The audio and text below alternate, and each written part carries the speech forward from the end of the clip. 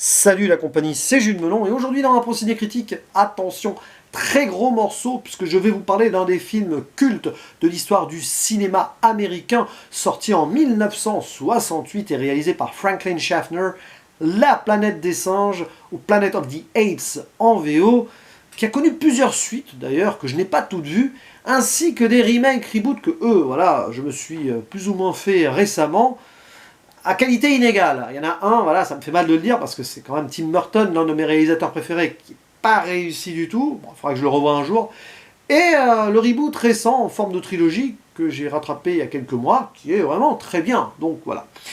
Au casting de cette science-fiction culte, nous retrouvons l'un des héros du cinéma américain à l'époque, Charlton Heston, à ses côtés Roddy McDowall, Kim Hunter, Maurice Evans, pour ne citer que ceux-là, pour l'histoire de trois astronautes venus de la Terre. Ils ont fait 1 an de voyage interstellaire, 2000 ans à l'échelle de l'humanité, et ils se retrouvent sur une planète inconnue, comme ça, pouf, leur vaisseau coule dans l'eau, malheureusement ils ne pourront pas rentrer, ils vont devoir s'établir sur place et survivre. Et à la recherche de vie, ils vont être servis, puisqu'ils vont tomber sur des humains, un peu comme eux, mais très largement moins évolués, mais pas que, aussi des singes à cheval qui parlent, des gorilles qui chassent justement ces humains sous-évolués et qui vont en profiter du coup pour capturer nos trois survivants, voilà, en plus d'autres gibiers qui pourchasser. Et on va suivre donc la suite de l'histoire à travers le point de vue d'un d'entre eux, le capitaine de l'expédition, George Taylor, joué par Charlton Heston, qui malheureusement va être blessé à la gorge lors de sa capture. Il ne pourra pas parler, il ne pourra que faire des mimiques avec sa bouche, et ainsi ne pas forcément convaincre de suite de son intelligence, notamment Zaius, le scientifique religieux orang-outan, qui pense voilà, à certaines créatures humaines, animales pour lui, capable d'imitation, comme il dit, human see, human do, mais pas mieux. Mais, il y a une chimpanzé nommée Zira qui elle, va vraiment croire que cet homme est spécial et s'intéresser de près à lui.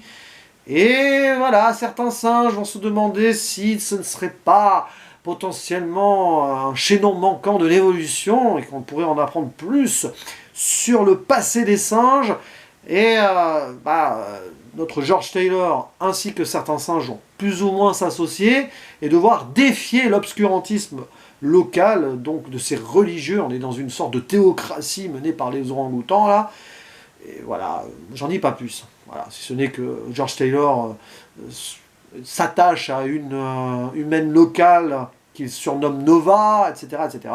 Il va essayer de s'échapper, parce qu'à un moment, il sent très bien que ça va mal se finir pour lui.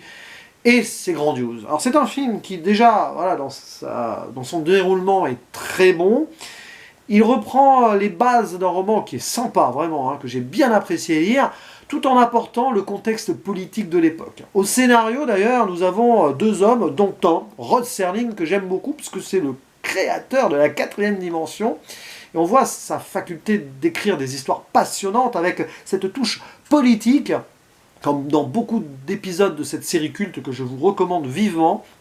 Et là, c'est marrant parce que le roman de base, qui est vraiment très bien écrit et riche, et bien ici gagne encore quelque chose de plus dans un autre contexte. Et alors, ça touche à beaucoup de choses, notamment à la réflexion sur l'humanité.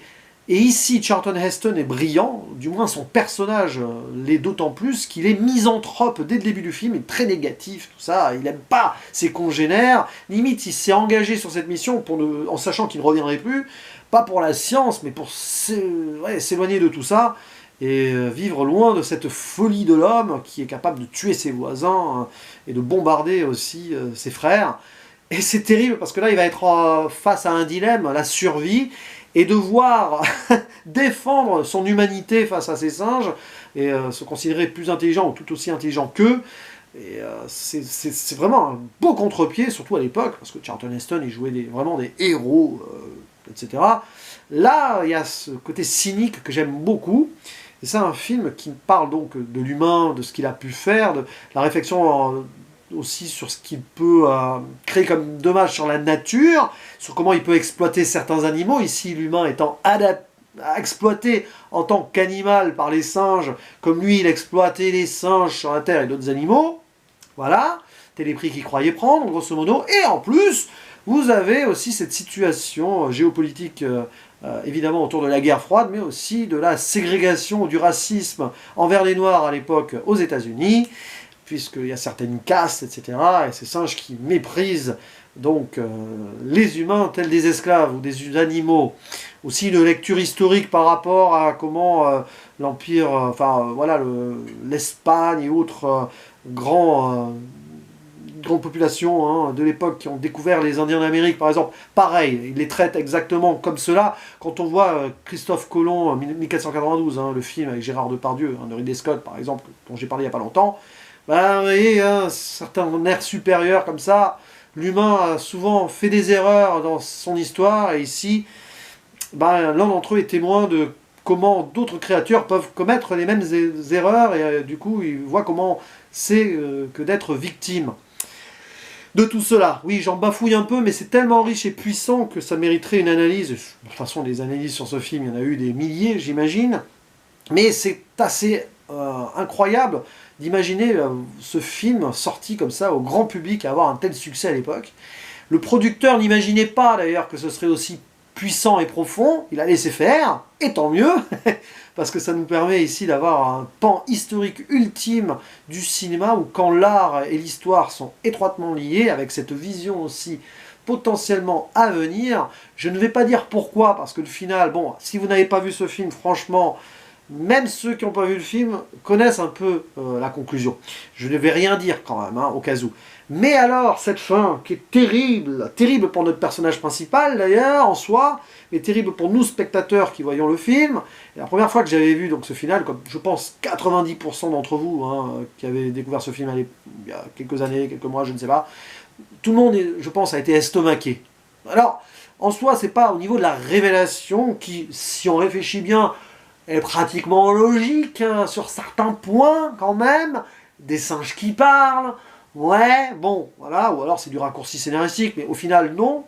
Mais alors, la façon dont c'est mis en scène, à travers le regard et les mots prononcés par le personnage donc, principal, c'est très fort. Et puis le silence qui s'ensuit avec les bruits de des vagues pardon, sur la plage, générique final, voilà, pas besoin d'en dire plus, et c'est ça qui est fort.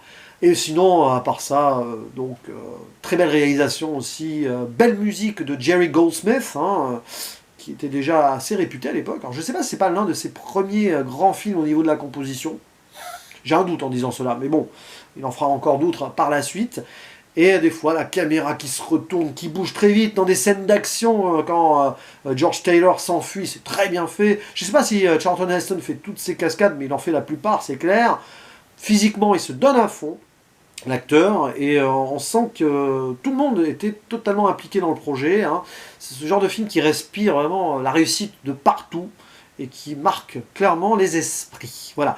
Je pourrais disserter pendant des heures hein, supplémentaires, je pourrais faire une version spoiler sur la finalité avec la grotte et ce qui se passe sur la plage. Il y a quelque chose de terrible parce que pendant tout le film, on déteste le personnage de Zaius par exemple. Mais si au final on comprend très bien pourquoi il a agi ainsi, et ça nous renvoie, nous, à notre humanité, et aux conséquences des actes de nos congénères. Oh oui, c'est un film qui est très fort, qui fait réfléchir, et qui, même après, là, ça doit être mon 4e visionnage depuis, et ben même là encore, j'en ai un petit peu des frissons. Voilà, n'hésitez pas à dire en commentaire ce que vous avez pensé de cette œuvre magistrale. Bon, désolé, j'étais un petit peu... voilà, je bafouillais un peu de temps en temps, mais voilà, je suis encore dedans, vous voyez, quelques minutes après son revisionnage. Et il ne me reste plus qu'à vous dire à la prochaine. Ciao!